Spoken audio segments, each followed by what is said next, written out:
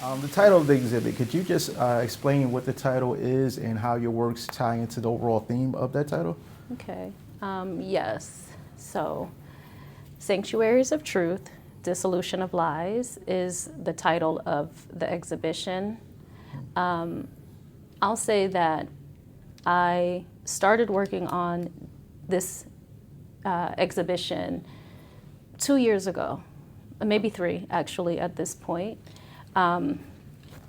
And there are a couple of reasons why I wanted to focus on truths. And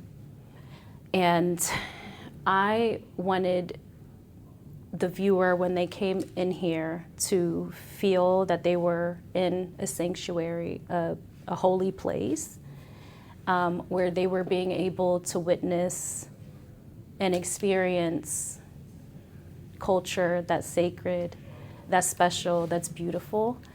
But also, through the work, I wanted to speak truth, especially at a time when books are being banned, indoctrination is very much rampant. And that truth is really under attack. And so that is why I stuck closely to using that sort of title in the exhibition so that you knew what you were coming to view. And it's interesting you mentioned books being banned because I always believe that artists are part historian as well. Yeah. Could you just talk about the role that you feel that you play in documenting history through your works? Yeah. I think that, and so I say this a lot, I think that we're all born creators and artists. I think that's just what we're born to do, is create, whether that be create change, create in some way or another.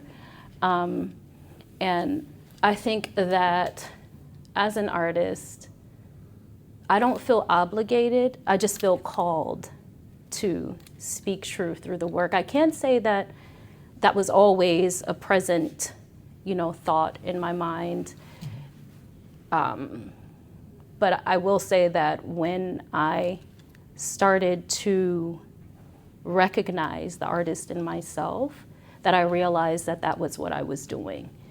And I do feel that artists do have, I'm not gonna say we're obligated, I'm gonna just say a lot of us are called to speak about history and truth. And was there a moment that you felt that calling and like the universe told you this is what you are here to do, this is what you're meant to do?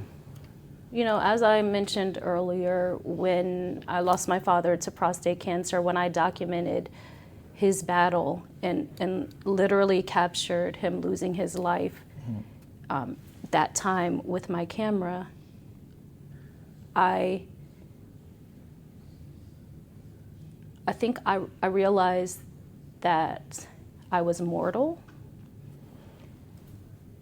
I realized that I didn't necessarily love what I was doing with this life, the life that I had. I was happy. The best thing that I am is a mother, so there's that part. But then I started to think about, what is this world that my children will be navigating without me when I'm not here? And so I think that's when the artist in me came back to life. And I felt more of a purpose and a calling to not only just, at that time I was having debates with people, like, do you see the world that we're living in? Do you see what happened to Trayvon Martin? Do you see this? Do you see that? Why are you not paying attention? I remember having those conversations and arguments, and they were just going in one ear and out the other with people. And I just remember kind of painting over all of my commercial work, just being in this really frustrated state.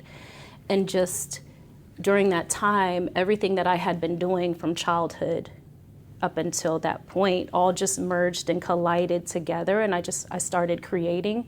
So I guess I'm trying to say that I think on one hand that's not what I was actually trying to do, you know what I'm saying? I was just naturally making, but I think that's when I woke up. And